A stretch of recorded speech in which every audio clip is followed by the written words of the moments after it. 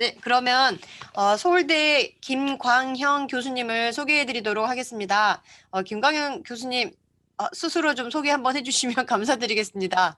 제가 CV를 아직 못 받아가지고. 네. 안녕하세요. 예, 감사합니다. 박수경 교수님께서 말씀을 해주셔가지고 제가 오늘 이 스마트 잽의 필요성과 빅데이터 뭐 이거에 대해서 좀 말씀을 드렸으면 좋겠는데요. 저는 김광형이고요. 지금 서울대학교 농생명공학부 교수로 지금 재직하고 있습니다.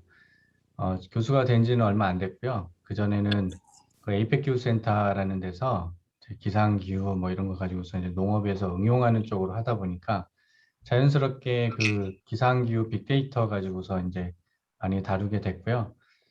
그래서 지금 저도 이제 기후 스마트 농업, 뭐 스마트 농업 이런 식으로 해서 지금 이제 해외 사업도 아주 좀 활발하게 하고 있는 상황이고, 또 국내에서도 이제 스마트 기후, 농업 기후 서비스라고 그래서 이제 기후 정보 같은 것들을 활용해서 어떻게 하면 스마트하게 재배를 할 것인지 이런 것들 좀 고민을 많이 하다 보니까 그래서 이제 또 오늘 스마트 재배의 필요성과 빅데이터 이거는 제 전문 분야는 아니지만 이제 제가 지금까지 해왔던 일들을 좀 이제 연관된 것들을 주로 말씀을 드리면은 좋을 것 같습니다. 아, 시작할까요? 네, 시작해 네. 주십시오. 예, 오늘은 그 스마트 잽의 필요성과 빅데이터라고 제가 제목을 정하긴 했는데 이게 제목을 제대로 정했는지는 잘 모르겠어요. 뭐 보시면서 판단을 하시면 될 것 같고 음, 오늘 그래서 강의 순서는 이제 제일 먼저 이 스마트 재배를 사실 제일 해야 되는 이유가 기후변화가 가장 큰 이유 중에 하나라고 저는 생각을 하기 때문에 기후변화와 인구의 증가 뭐 이런 게 이제 지금 가장 전 지구적으로 굉장히 큰 문제가 되고 있기 때문에 이 기후변화에 대해서 이제 잠시 알아보고요. 그리고 스마트 농업과 스마트 팜이 어떻게 다른지, 그리고 스마트 재배를 위한 여러 가지 환경 데이터들이 있는데 그 중에서 약간 기상 데이터 위주로 해서 한번 보고 그 스마트 재배를 위한 생육 데이터, 경영 데이터들은 이제 너무 이렇게 뭐 그런 생육이나 경영에 관련된 데이터들이 되게 중요한 거를 우리가 알고 있지만 그 데이터를 많이 이제 수집하기도 또 어렵고 활용도 많이 안 됐기 때문에 그거는 간단하게 짚고 넘어가도록 하겠습니다. 혹시 질문 있으시면 중간에 그 말씀을 하시면요. 제가 얘기를 하다가 중간에 그 멈추고 또 그거 관련해서 이제 질문에 대해서 답변을 하도록 할 테니까요. 너무 듣지만 마시고 중간중간에 질문 있으시면은 언제든지 스탑하고 이제 말씀을 하시면은 중간에 아무 때나 이제 말씀을 하시면 제가 하다가 끊고 이제 답변을 하도록 하겠습니다. 너무 이제 어렵게 생각하지 마시고요. 질문을 많이 해주세요. 끝나고 해도 되고요. 아니면 제가 한 챕터 하나씩 끝날 때마다 그때 한 번씩 여쭤볼 테니까 그때 궁금한 거 있으면 질문하시고요. 자, 기후변화는 이제 우리가 지구온난화라고도 많이 얘기를 합니다. 지구온난화라는 거는 결국 기온이 이제 상승해서 온난화라고 얘기를 하긴 하는데 이게 이제 자연적으로 되는 온난화가 있거나 있는데 그러니까 추워지거나 더워지거나 이런 것들이 자연적인 그런 변동성이 있긴 해요. 네, 그것과 상관없이 지금 인간의 활동으로 대기 중으로 방출된 이런 이산화탄소와 같은 온실가스로 인해서 이제 지구가 약간 이렇게 그 온난화, 그 비닐하우스와 같은 그런 이제 현상이 만들어져서, 그러니까 대기 중으로 방출된 온실가스가 지구의 성층권에 이렇게 머물게 되는 거죠. 그래서 이제 두껍게 층을 형성해 가지고 태양광에서부터 온 복사열이 원래 바깥으로 이렇게 반사돼서 이제 우주 쪽으로 나가야 되는데 바깥으로 나가지 못하고 온실가스 안에 갇혀 있어서 결과적으로 지구의 이제 열 에너지가 점점 상승하고 그럼 그게 이제 기온이 상승하는 거죠. 근데 기온만 상승해서 끝나는 게 아니라 사실 저희 강수 패턴까지도 완전히 변화가 심하게 됩니다. 기온의 상승에 의해서. 이제 기온이 굉장히 뭐 한 가지 그냥 팩터긴 하지만 기온이 상승함으로 인해서 전 지구적으로 이렇게 수분의 그 물수지라고 하는데 그런 것들이 많이 변화해서 이 강수 패턴도 상당히 많이 변화를 하게 되고요. 그리고 이제 이런 것들이 단시간에 지금 오늘 당장, 내일 당장 일어나는 게 아니라 장기간에 걸쳐서 지금 진행되고 있기 때문에 이거를 기후 변화라고 그렇게 얘기를 하죠. 그래서 지금 우리 대표적인 온실가스 맨날 이산화탄소 절감, 뭐 이산화탄소 완화, 뭐 이런 거 항상 얘기하잖아요. 탄소 중립 이렇게 얘기하는 것들이 바로 이 이산화탄소가 이제 가장 중요한 온실가스 중에 하나인데 이게 대기 중의 온도 변화를 좀 그 추세를 보시면은 1955년 정도부터 이제 처음 58년이네요. 58년부터 이산화탄소의 농도를 지금 재기 시작했는데 지금 5, 60년, 70년 가까이 되면서 지금 계속적으로 그냥 상승하는 국면만 보이지 중간에 이게 좀뭐 떨어지거나 그런 게 가끔 있긴 하지만 전체적인 추세는 지금 가파르게 증가하고 있는 그 추세를 보이고 있고요. 이런 그 이산화탄소의 농도가 실제 지구의 온도와 이렇게 오버랩해가지고 같이 놓고 보면은 실제 이산화탄소의 농도가 한 1000년도부터 현재 2000년도까지 이제 1000년도부터는 이렇게 사실 뭐 크게 변동성 없이 유지를 하다가 이제 우리 산업시대, 그러니까 산업혁명 시대 때 1800년도부터 이제 본격적으로 인간들이 이산화탄소를 대기 중에 방출하게 되면서 급속도로 이렇게 늘어나게 되죠. 근데 그러면서 지구의 온도도 그거랑 마찬가지로 이렇게 전체적으로 갑자기 익스포넨셜하게 이렇게 폭발적으로 늘어나는 것을 같이 볼 수가 있어요. 그래서 요 그림만 놓고 그림만 놓고 봐서도 이산화탄소 농도가 지구의 온도에 영향을 미치는 것 같다. 이거 그 통계적인 기법 중에 뭐 코릴레이션이라고 있는데 상관관계를 보면 상관관계 굉장히 높게 나옵니다. 왜냐하면 이게 가장 높은 값이 높은 값에서 상관도를 굉장히 높이 보이기 때문에 이거는 상관도 보면 굉장히 높게 나올 거예요. 그러니까 통계적으로 유의한 그런 연관성을 보여주고 있다. 그래서 실제 지구의 온도가 상승을 하고 있는데 이 파란색을 보면 이거는 바다의 온도가 이제 물의 온도가 상승하는 거고요. 빨간 거는 이제 그 땅의 온도가 이렇게 오르는 걸 볼 수가 있습니다. 근데 두 개를 이렇게 합쳐서 보면은 아마 평균을 내면 한 1.1도, 1.1도 정도 이렇게 전 지구 온도가 상승을 했을 거고요. 근데 우리 인간이 사는 데가 지금 바다가 아니잖아요. 그죠? 땅에서 살고 있기 때문에 실제 인간이 이제 실제로 이렇게 느끼는 그런 온도의 상승은 전체적으로 하면 거의 2도 가까이 된다고 보시면 됩니다. 1, 2도가 별 차이가 아닌 것 같은데 이따가 한번 말씀을 드리면 1, 2도의 차이가 굉장한 차이구나를 여러분들도 아실 수 있을 것 같아요. 그리고 요거 지금 옆에 이 YX에 있는 게, 엑시스에 있는 게, Y축에 있는 게 온도의 편차인데요. 그래서 온도의 아노말리라고 하는데 여기 0은 뭐를 얘기하냐면 1850년도에서 1900년도까지의 온도를 평균값으로 해서 이제 그거보다 낮은지 아니면 그거보다 높아지는지 그거를 약간 아노말리를 보는 그 차이를 보는 그래프입니다. 그래서 1850년에서 1900년도에 비해서 현재 온도가 거의 한 1.7도, 1.8도 정도 땅에서는 증가했음을 볼 수가 있습니다. 점점 더 더워지는 지구라고 했는데 실제로 지금 온실가스 때문에 점차 더워지고 있고요.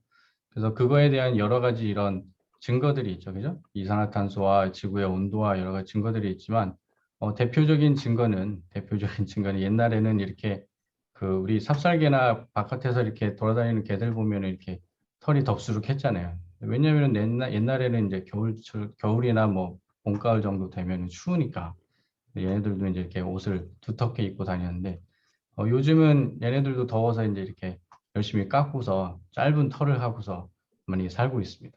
그래서 실질적으로 이걸 보면은 더워졌구나. 그죠? 동물도 더워진 거를 느낄 수가 있다. 그래서 그거를 이제 증거로 하나 볼 수가 있고 지금 옛날에부터 지금까지 이 남녀노소의 이 속옷을 보면 속옷의 길이가 점점 짧아지고 있죠. 그죠? 이것도 글로벌 워밍의 파지티브한 프루프다, 증거다. 뭐 누군가가 주장을 했고요. 근데 실질적으로 요즘은 남녀노소 상관할 것, 뭐 저기 없이 요즘 뭐 남자들도 이렇게 아주 티팬티나 뭐 이렇게 짧은 바지를 입고서 이제 돌아다니기 시작했고, 최근에는 광안리에서 또 다른 티팬티 남자분이 또 출연을 했습니다. 이게 더워서 그렇다. 그렇게 다 느낄 수 있겠죠. 이거 농담이었으니까요. 이거 심각하게 생각하지 마시고요. 어쨌든 더워지고 있습니다. 굉장히 더워지고 있어서 왜 얼마나 더우냐 이걸 보면 역사상 가장 더웠던 해를 10위까지 정렬을 하게 되면 이렇게 볼 수가 있는데 이게 1위부터 이제 10위까지 볼 수 있는데 지금 이게 1881년, 그러니까 1881년 이후부터 이제 이거를 뭐 됐다고 해요. 그렇게 이런 지구의 온도를 쟀을 때, 여기 보시면은 지금 현재 1위부터 10위까지 있는 거는 2005년 이후로밖에 없어요. 그죠? 그리고 매년 최근에 지금 연도가 지날 때마다 새로운 기록들이 갱신이 되고 있고, 최근 몇 년간이 이제 지금 상위 1위에서 뭐 상위 한 10위 안에 거의 최근 몇 년이 다 있죠. 그래서 지난 2016년도가 가장 더웠다고 그러고요. 그리고 재작년에 이제 2019년이 지금 2위고, 근데 작년에 어땠는지 한번 기억을 한번 해보시면 작년에 굉장히 더웠어요. 그죠? 그리고 매스컴에도 뭐 역사상 가장 더웠다, 뭐 굉장히 더웠다, 뭐 최고의 뭐 뜨거운 여름, 뭐 그렇게 얘기했었는데 장마가 많이 오긴 했지만 그래서 2020년도를 보면 작년이 죄송합니다. 이게 지금 마우스가 잘 안 들어서 작년이 지금 2016년도 여기에 지금 거의 삐까번쩍하게 거의 비슷합니다. 이거보다 약간 0.1도인가 0.02도 뭐 이렇게 높은데 거의 2016년과 거의 비슷하게 거의 일이 비슷한 더웠던 해가 바로 작년이고요. 근데 이거를 보시면 여러분들도 이제 좀 상상할 수 있는 게 앞으로 2021년, 2022년 점점 가면 갈수록 걔네들이 상위에 랭크될 거다. 상위에 랭크될 거라는 것을 여러분들도 이제 예상을 하실 수 있고요.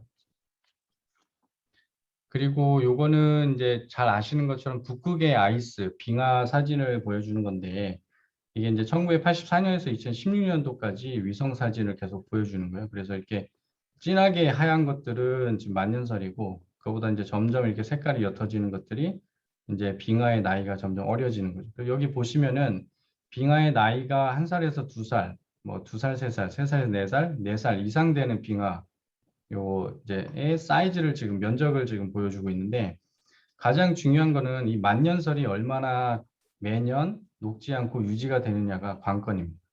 그래서 만년설이 점점 줄어들게 되면 만년설에 갇혔던 엄청난 물들이 이 바다 쪽으로 나오기 때문에 만년설이 가장 중요하거든요. 이렇게 1살짜리, 2살짜리는 매년 얼었다가 다시 해동됐다가 얼었다가 뭐 녹았다가 그런 것들이 반복될 수 있어요. 여기 보시면은 계속 매년 겨울철 되면 녹았다가 얼었다가 다시 녹았다가 얼었다가 이렇게 왔다 갔다 하잖아요.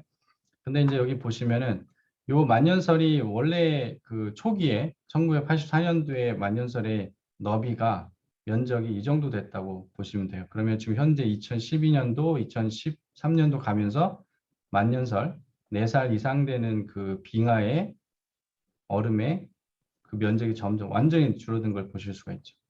자, 2016년도에는 한 이 정도까지 떨어졌어요. 그 말은 지금 1984년도에는 만년설의 면적이 이 정도까지 됐었는데 지금 거의 만년설이 없어졌다는 거예요.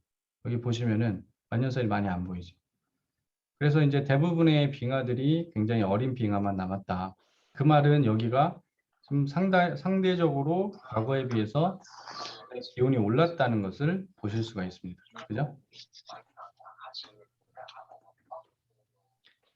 자, 여기서 이렇게 빙하가 녹게 된다는 것은 결국 북극 지역의 온도가 예전에 마이너스 40도, 영하 40도였으면 지금 한 영하 20도 이런 정도로 기온이 많이 올랐다는 거예요. 그죠? 상당히 올랐다는 거고. 그리고 요거를 설명해 주기 위해서 요 제트기를 사실 설명해 드리고 싶은 건데 많이 들어보셨을 거예요. 이 북극에 굉장히 차잖아요. 북극에 굉장히 찬 공기가 있고 기온이 낮고 지금 적도에는 저희가 뭐 거의 평균 한 3, 40도, 평균 3, 40도 정도가 이제 항상 유지가 되죠. 그럼 북극과 적도 사이에 이 온도차가 크면은 뭐가 커지는 거예요? 이렇게 에너지의 차가 있으면 당연히 둘 사이에 에너지의 어떤 온도의 차이가 크게 있으면은 그럼 한쪽 끝에서 한쪽 끝으로 에너지가 많은 데서 에너지가 적은 곳으로 이렇게 에너지가 이렇게 움직이게 되겠죠. 그래서 어떤 움직임이 생기게 됩니다. 그럼 대류가 생기게 되는 거예요. 그래서 이렇게 굉장히 찬 지역과 굉장히 따뜻한 지역 사이에는 이렇게 에너지가 굉장히 강하게 형성되기 때문에 이렇게 서쪽에서 동쪽으로 부는 이 시계 반대 방향으로 부는 이 제트 기류가 형성이 됩니다. 근데 이 제트 기류가 굉장히 세게 형성이 되는데 이게 겨울에는 한 160km per hour, 그래서 시속 한 160km 정도, 뭐 여름에는 그보다 낮은 한 80에서 90km, 110인가 한 이 정도 됐던 것 같은데 그보다 낮은 속도로 흐르긴 하지만 역시 뭐 속도는 굉장히 빠르죠, 그죠? 그래서 굉장히 빠른 속도의 강한 제트 기류가 이렇게 북극 중심으로 해서 이렇게 형성이 됩니다. 그래서 이게 북쪽에 이제 폴라 그 제트 기류라고 하고 이 적도 방향에 또 비슷한 그보다 약한 제트 기류가 하나 이제 또 만들어지긴 하는데 어쨌든 우리가 지금 관심 있는 거는 이렇게 북극 주변에 강하게 흐르는 이 제트 기류입니다. 그 제트 기류가 강하게 흐른다는 것은 북극과 적도 사이에 에너지 차이가 크기 때문에 제트 기류가 이렇게 단단하게 강하게 흐르는 거예요. 근데 이제 북극이 점점 따뜻해지면서 북극과 적도 사이에 에너지 차이가 점차 줄어들겠죠. 그러면은 이 제트 기류에 녹아져 있는 제트 기류에 적용이 되는 그 에너지도 낮아진다는 거예요.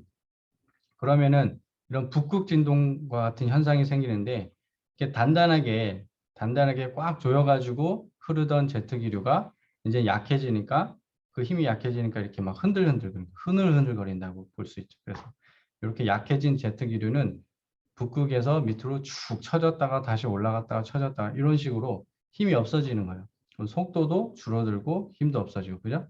그래서 이렇게 제트 기류가 강하게 흐르고 있을 때는 북극의 찬 공기가 제트 기류 안에 갇혀서 밑으로 내려올 수가 없어요.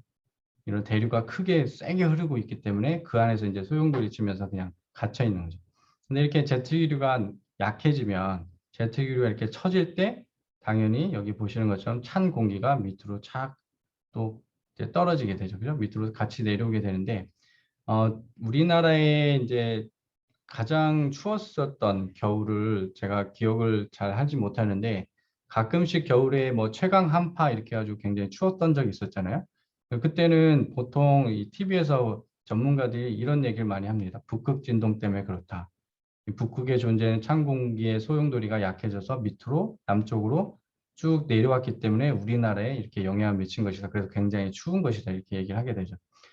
작년에 텍사스에 이 굉장히 그러니까 역대 가장 추웠던 그런 시기가 왔었잖아요. 그런 이제 텍사스가 보통은 거기가 굉장히 따뜻한 지역이라서 제가 알기로는 10 몇 도? 한 17도, 12도 이상으로 이하로 그 밑으로 떨어진 적이 한 번도 없었대요.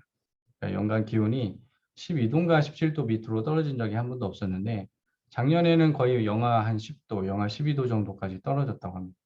그러니까 뭐 상상해 보실 수 있을 거예요. 텍사스에서 뭐 한 번도 이렇게 얼음이 얼어본 적도 없고 그렇게 추워본 적도 없던 데서 갑자기 영하 10도까지 떨어지니까 사람들이 다 정신이 없었던 거죠.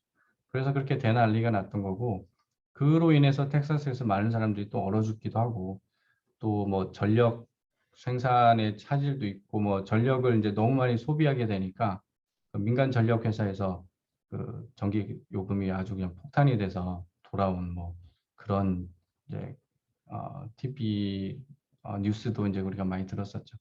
그래서 이제 이렇게 점점 북극의 이제 기온이 올라가면서 이런 제트 기류가 점점 더 이렇게 플럭추에이션이 될 거다. 이렇게 변동성이 강해질 거고, 그러면 아이러니하게도 지구가 점점점 따뜻하게 되는데도 이 제트 기류가 이렇게 밑으로 쭉 내려오게 되면 가끔씩 굉장히 추워야 되는데, 아니 굉장히 따뜻해야 되는데 오히려 더 추운 겨울이 올 수도 있다는 거죠. 그래서 되게 따뜻하고 여름에는 더 뜨거워지고 겨울에는 더 추워질 수 있고 그래서 그 극한의 그런 상황들이 점차 계속될 거라는 게 이 기후변화의 하나의 예시입니다. 그래서 여기 말씀드린 것처럼 이제 아까는 온도를 얘기했지만 이 지구 온난화가 되게 되면 기온이 점점 높아지게 되면 이거는 이제 기후 모델을 가지고서 향후 2100년도에 어떤 일이 일어날지를 이렇게 예상을 해본 건데 이게 물의 양으로 보시면 돼요. 북극과 적도와 남극. 그래서 이제 양쪽 폴라가 있고요.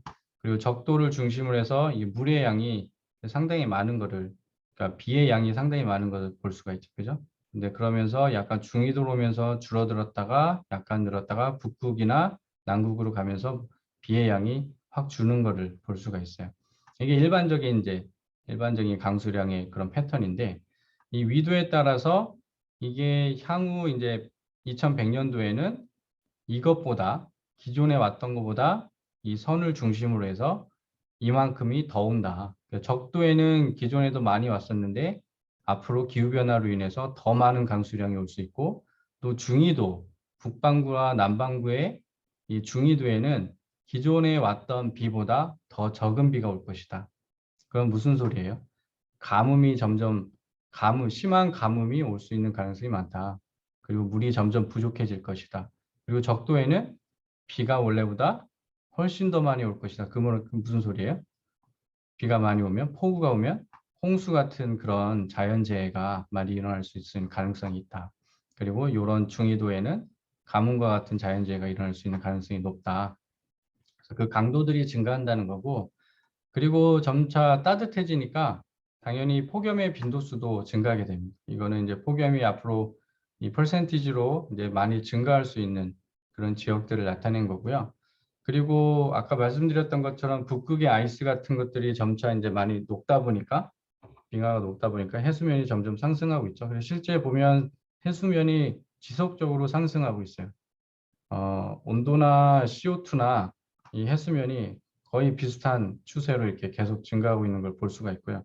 현재 2000년, 2010년 정도 됐을 때, 2010년 정도 됐을 때 한 20cm 정도 되는데 지금 한 22cm인가 21cm인가 뭐 그 정도 올라왔을 거예요. 해수면이 점점 상승하고 있다. 폭염의 빈도수 증가는 사실 폭염과 열사병, 일사병 이런 것들이 이제 아주 굉장히 큰 상관관계가 있는데 요거는 히트 웨이브라고 해서 이렇게 폭염이 왔을 때 그 일종의 듀레이션이라고 해서 폭염의 기간을 보여주는 거고 이건 넘버 오브 케이스는 이제 폭염이 왔을 때 그걸로 인해서 그 뭐 병원을 찾은 그런 열사병이나 일사병이 걸린 사람들의 숫자를 얘기하는 거예요. 실제 보면은 그 숫자가 전체적으로 뭐 매년 연간 변동성은 있지만 추세가 점점 느는 것을 볼 수가 있고요. 2018년도에는 굉장히 심한 폭염이 왔었어 가지고 그 당시에 뭐 4,526명의 그런 케이스가 있었고 한 31.4일 정도의 폭염이 왔었다. 2018년도에. 실제 우리나라 통계도 보게 되면 온열 질환으로 인해서 사망자의 연도별 신고 현황 보면 2018년도에 48명이 온열 질환으로 이제 사망한 걸로 볼 수가 있습니다. 그래서 이제 폭염에 의한 이런 인간 그리고 뭐 인수, 동물까지도 그런 피해를 입는 것을 볼 수가 있고요. 당연히 농업을 하는 사람들 입장에서는 뭐 폭염이 농업에 큰 영향을 미치는 걸 우리도 예상할 수 있습니다. 실제로 전 세계 자연재해도 이제 점차 증가하고 있어요. 지금 1900년도에서부터 보시면은 자연재해가 지속적으로 증가하고 있는 걸 볼 수 있고 여기 보시면은 1960년대부터 이제 이걸 익스포넨셜이라고 하는데 이제 커브를 그릴 때 이렇게 갑자기 위로 쭉 올라가는 그런 커브가 익스포넨셜 폭발적인 증가를 보이는 커브라고 하는데 그래서 1960년도부터 한 2000년도에는 까지는 자연재해가 아주 기하급수적으로 이렇게 폭발적으로 증가하는 걸 볼 수가 있고 최근 들어서는 약간 좀 컨트롤이 되는 듯해요. 컨트롤이 되는 듯하지만 여전히 굉장히 높은 횟수의 그런 자연재해가 발생하고 있다는 걸 알 수가 있고요. 한 2000년 정도 됐을 때 사람들이 얼마나 놀랐을까 저는 상상이 되는데 2000년도에는 요 통계를 못 봤을 거 아니에요. 그러면 여기까지 봤다면은 결국 이게 우리가 커브를 그리면 항상 보통 이 수학적으로 이게 여기까지 가면은 보통 위로 쭉 올라가게 되거든요. 그럼 2000년도에는 이러다가 자연재해가 갑자기 막 500회, 600회 이렇게 쭉쭉 늘어나는 거 아닌가? 이런 추세니까. 그래서 그 당시에는 밀레니아를 맞으면서 한 2000년대를 맞으면서 사람들이 또 이런 걱정들도 굉장히 많이 했을 거라고 생각이 듭니다. 어느 정도 컨트롤은 되긴 하지만 계속 증가하는 추세다. 그래서 기후변화와 자연재해를 좀 보게 되면 이제 자연재해라는 거는 극한 현상에 의해서 생기게 되는데 이제 기상의 극한 현상에 의해서 생기게 되는데 여기 보시면 일반적으로 기후 요소에 대해서 관측된 변동 범위의 상한 이쪽이 상한이죠. 하한의 기준값보다 높거나 또는 낮은 상태가 나타나는, 이쪽으로 상한보다 높거나 하한보다 낮은 상태. 그래서 우리가 100년 동안의 매년 동안의 그런 기온을, 연평균 기온을 이런 식으로 이제 히스토그램으로 그래프로 쭉 이렇게 나열을 하게 되면 이 100개의 그런 바가 100개의 빈도수를 나타내는 히스토그램이 이런 식으로 아마 분포를 보일 거예요. 그럼 100년의 평균 값이 이 중간 값이 될 거고, 이거는 이제 표준 편차라고 그래서 평균에서 얼마나 벗어나 있는지를 이제 계산하는 건데, 표준 편차 1 표준 편차, 2 표준 편차, 3 표준 편차 이런 식으로 해서 양쪽으로 이렇게 정규 곡선을 이렇게 표준 곡선을 이렇게 그릴 수가 있습니다. 표준 분포를 보일 수가 있는데, 우리가 이제 이러한 것들을 이 한가운데 있는 것들을 바로 정상 컨디션이라고 그러는 거죠. 근데 이제 보통 두 개의 표준 편차보다 벗어나는 범위, 여기서 양쪽에서 이렇게 벗어나는 범위를 보통 과학자들은 이거를 극한의 컨디션, 극한 현상 이렇게라고 얘기합니다. 그래서 이거를 기온으로 이제 좀 대비를 해보면, 우리가 기온을 이렇게 두고 봤을 때 예를 들면 8월 달의 기온이라고 보세요. 8월 달의 기온을 두면 이렇게 정규 분포를 그릴 거예요. 그럼 8월 달에는 우리가 추운 게 관심이 있어요? 더운 게 관심이 있어요? 그죠? 더운 게 관심이 있죠. 그래서 8월 달에는 아마 사람들이 여기에 관심을 가질 거예요. 그래서 요 90%일이나 두 개의 표준 편차 이상 넘어가는 이때는 바로 이상 고온이라고 얘기하고, 보통 이때 2018년도처럼 그 폭염에 의한 피해, 뭐 일사병이 많이 늘어나게 되죠. 그럼 겨울에 한 1월 달 정도를 보게 되면 1월 달 정도에는 요걸 보겠어요? 요걸 보겠어요? 양쪽을 사실 보긴 볼 것 같아요. 왜냐면 1월 달에 이상 고온이 오게 되면 이상하게 따뜻하면 그게 또 이제 농업에서는 식물에 많은 영향을 미치니까, 그럼에도 불구하고 동해 피해나 뭐 이런 것들을 사람들은 한파 이런 걸 보기 때문에 아마 이때 이 왼쪽에 있는 이제 이상 저온을 사람들이 많이 관심을 가질 것 같고, 이런 극한 현상이 일어났을 때 바로 자연재해가 일어나는 거예요. 근데 이런 극한 현상이 점차 늘어나고 있는데, 이 극한 현상들이 이상기온, 뭐 열파와 한파, 가뭄, 산불, 풍, 홍수, 폭설 이런 극한 현상들이 일어나게 되고, 그로 인해서 일어나는 모든 피해들을 우리가 보통 자연재해, 자연피해, 자연재해에 의한 피해, 자연재해 이런 식으로 얘기를 하게 되죠. 이런 것들이 점차 늘어날 것이다. 실제 2020년도에 작년에 굉장히 이상했었는데 2020년도 봄철에 이제 냉해가 발생을 했었는데, 여기 냉해 피해를 입은 그런 복숭아꽃, 사과꽃, 복숭아꽃 같은데, 그죠? 복숭아꽃 같은데, 그 당시에 이제 냉해 피해를 많이 입어가지고 주요 과일 도매 가격 현황을 보시면 2019년도에 비해서 이 뭐 사과는 71%, 뭐 포도는 37%, 복숭아, 뭐 수박 이런 식으로 해서 사과와 복숭아 뭐 이런 것들이 굉장히 이제 가격이 오른 걸 볼 수가 있습니다. 그만큼 냉해 피해를 입어서 생산량이 줄어들었다는 거고요. 그리고 2020년도 장마 여러분들 기억하실 건데, 작년에 TV에서 엄청 떠들었죠. 그죠? 장마 기간으로 치면은 역대 첫 번째다. 그때 한 53일인가 51일인가 한 그 정도 왔고요.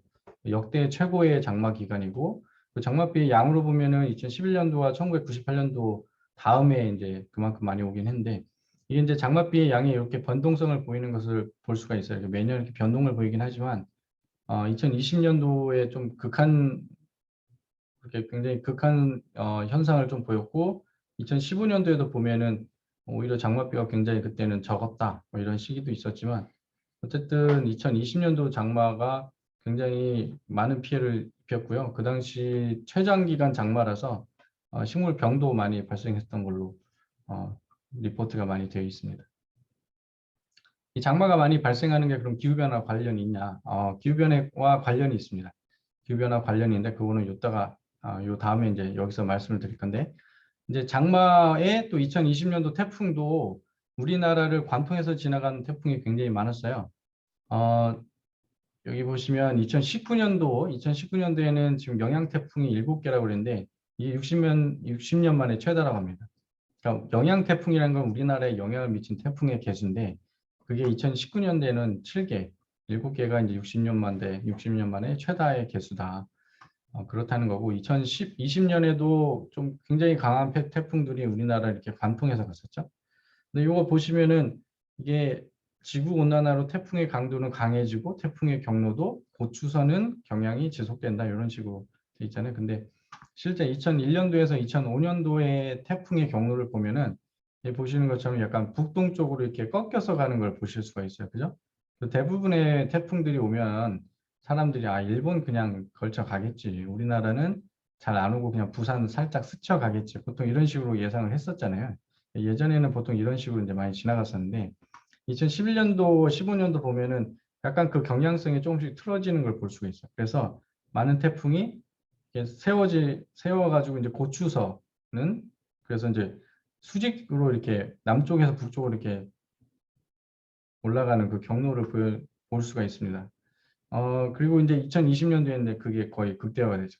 2020년도에 온 태풍 대부분이 다 남쪽에서 북쪽으로 이렇게 고추서서 이제 올라가게 되는데 이 고추선다는 거는 결국 우리나라에 피해를 살짝만 미치고 그냥 갈 수 있는 것들이 이제는 관통을 한다는 거예요. 웬만하면 관통을 한다는 건 태풍의 피해가 점차 커질 수 있다는 거고 이 태풍이 이제 점차 이렇게 고추서는 경향을 보이는 거는 이 북태평양 고기압이 북서태평양 고기압이 점차 강해지기 때문인데 얘가 이렇게 점차 강해지니까 이쪽으로 이제 밀어내는 거예요. 그죠?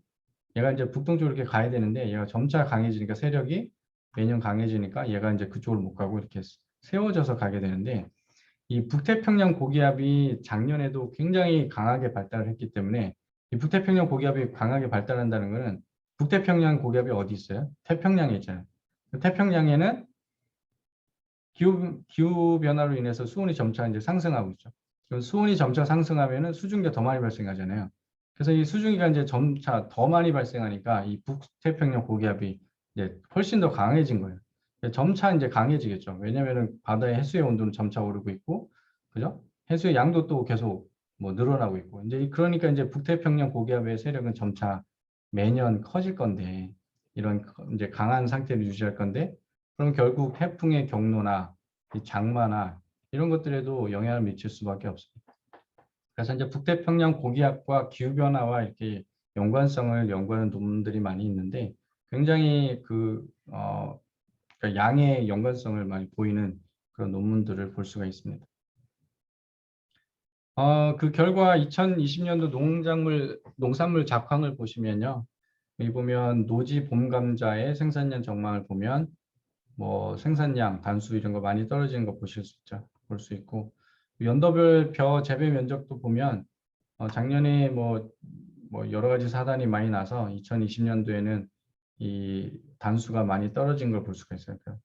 5톤 퍼 헥타르인데 그래서 5톤 퍼 헥타르인데 1헥타르당 5톤 생산량인데 뭐 기존에 비해서 이제 뭐 2019년에도 그렇게 좋지는 않았지만 순차적으로 떨어지는 것 같긴 하지만 어쨌든 기존에는 한 5.26, 5.24 이 정도를 이제 계속 유지를 했었는데 그거보다는 이제 많이 떨어진 걸 볼 수가 있고요. 또 우리나라뿐만 아니라 북한도 보시면 쌀의 생산량이 2019년도에 비해서 이제 많이 감소한 걸 보실 수가 있습니다. 그래서 이런 이상 기상 현상이 일어나게 되면 그게 직접적으로 농산물의 작황에 영향을 미칠 수밖에 없다. 그래서 기후변화는 이런 이상 현상, 극한 현상을 점차 증가시키고 그런 것들은 이런 농산물의 작황이 좋지 않은 피해를 입는 자연재해로 이어질 수밖에 없다. 그걸 얘기해 주고 싶었던 거고요. 그래서 에브노멀의 노멀화 이렇게 돼 있죠. 비정상의 정상화. 그래서 이러한 이상한 것들이 일상이 되고 있다. 이제는 이상하지 않고 이게 일상이다. 비정상한 것들이 이제는 정상적인 거, 우리가 뭐 매년 기대하는 그런 현상들이 된다는 거예요. 그래서 2018년도에 역대급 폭염이 왔어요. 평균 폭염 일수가 뭐 31.5일로 최장 기록. 그때 그 사람들 많이 죽었다고 했죠. 2019년도에 역대급 태풍, 총 7개의 태풍이 발생했고 유난히 따뜻했던 겨울. 2020년도에는 역대급 장마, 54일간 지속됐다고 합니다. 최장 기록이고. 이러한 이상한 현상들이 앞으로도 이렇게 지속적으로 발생할 것이고 이게 더 자주 올 거예요. 그죠?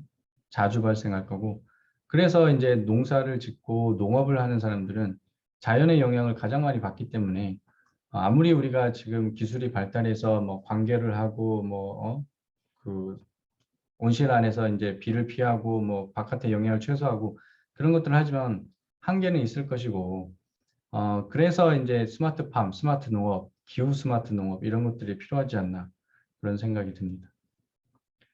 이 기후 변화는 점차 심해질 것입니다. 여기 1000년도부터 2000년도까지 기온의 매년 이제 기온의 이런 변동을 보여주는 건데요.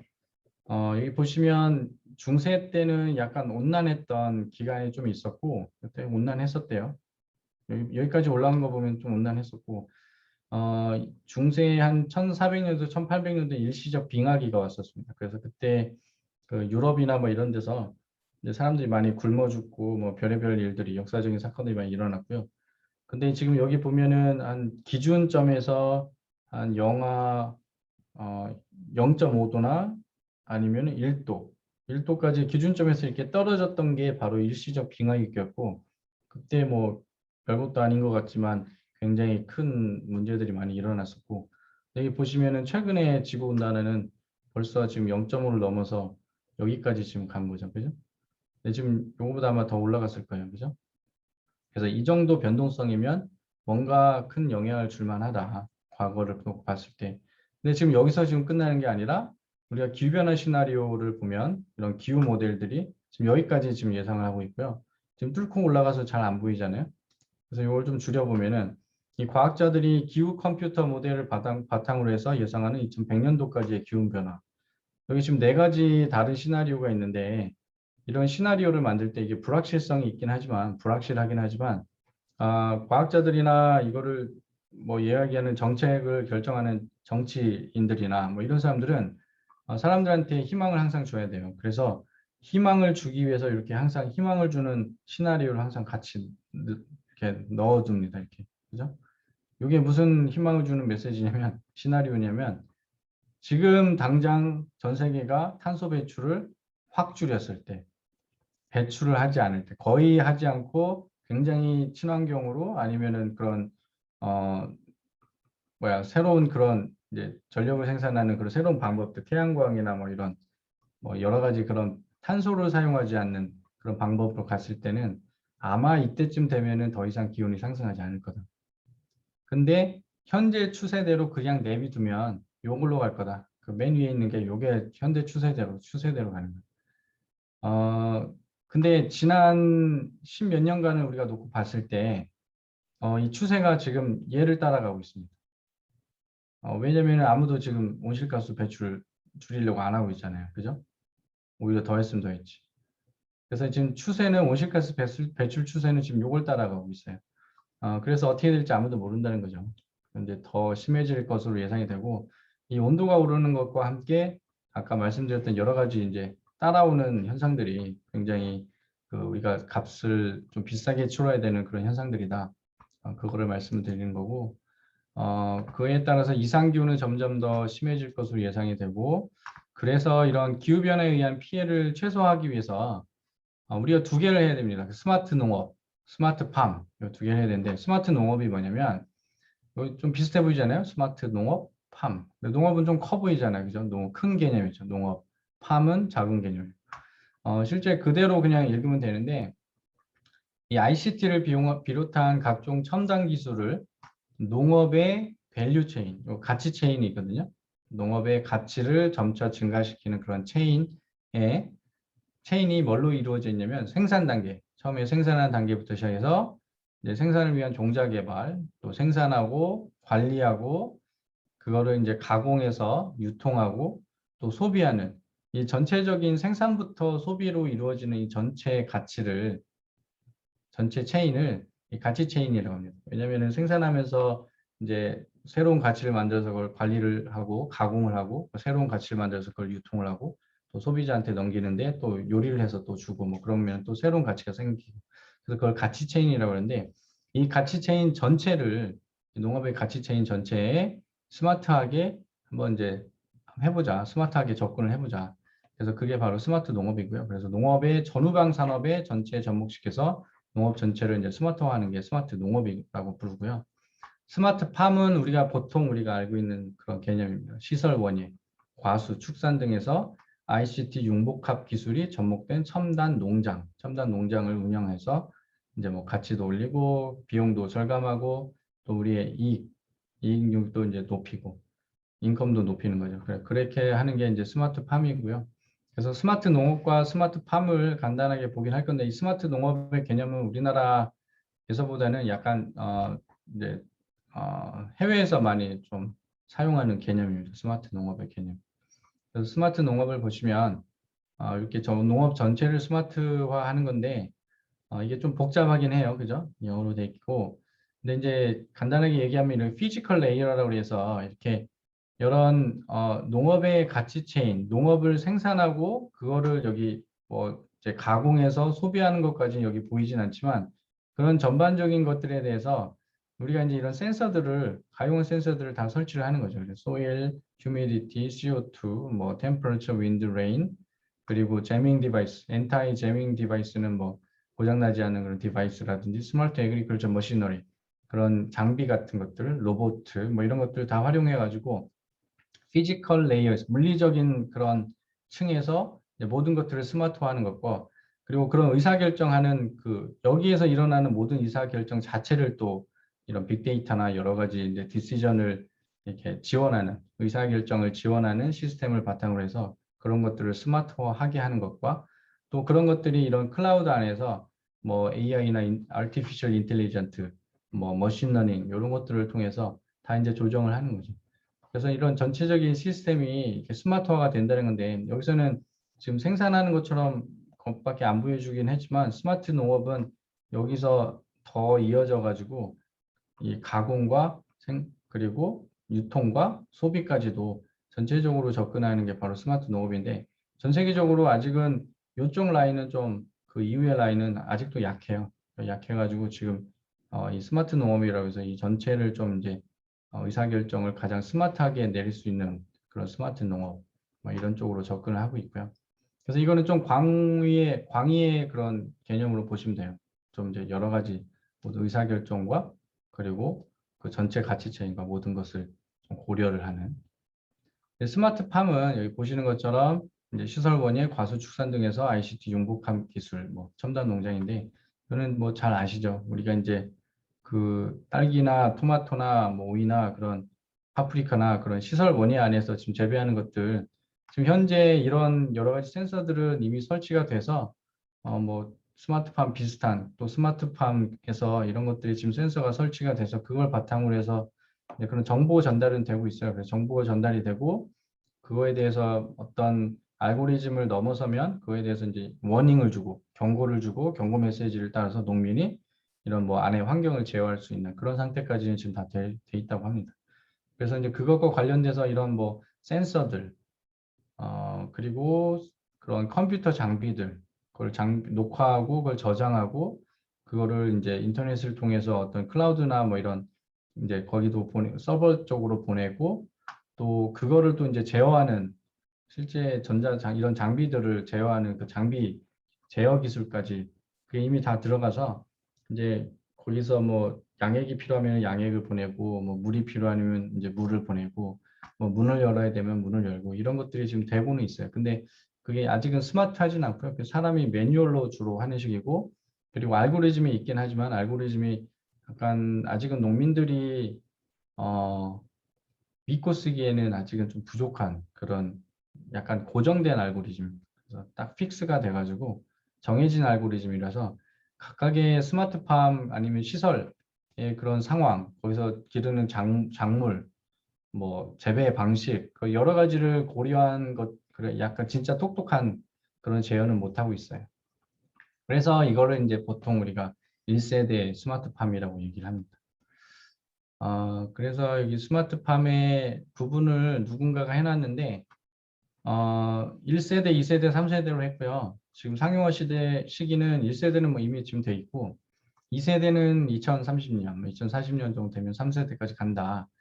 그리고 1세대는 뭐 그냥 편하게, 좀 더 편하게 하는 거, 원격 시설 제어, 그리고 환경 정보가 핵심 정보고 핵심 기술은 이제 통신, 우리 뭐 LTE나 5G나 그런 거 통신을 쓰고 의사결정은 사람이 이제 직접 하는 거고요. 그래서 스마트폰 온실 제어 시스템. 이건 아주 알기 쉽게 그리고 또 진짜 현실적으로 우리가 지금 1세대다 이렇게 얘기를 해주는 거고 앞으로 2세대는 지금 2세대를 향해서 모든 사람들이 지금 연구도 하고 있고 개발도 했고 다 달려가고 있어요. 그죠? 그 생산성을 이제 향상시키고 편의성뿐만 아니라 덜 투입하고 더 많이 얻고 정밀 생육 관리를 하겠다. 생육 관리 자체도 정밀하게 하겠다. 그리고 환경 정보와 생육 정보를 같이 씁니다, 이제는. 그래서 이제 토마토를 기르면 토마토의 생육 정보, 딸기의 생육 정보, 얘 지금 생육 시기, 얘 지금 피지컬한 뭐 아니 생리적인 그런 현상들, 병해충이 걸렸는지 안 걸렸는지, 그리고 실질적으로 뭐 그 이 환경에 따라서 실질적으로 거기에 따라서 제대로 자라고 있는지 뭐 이런 것들 이제 모니터링하고 그런 정보를 센서를 통해서 이제 얻겠죠.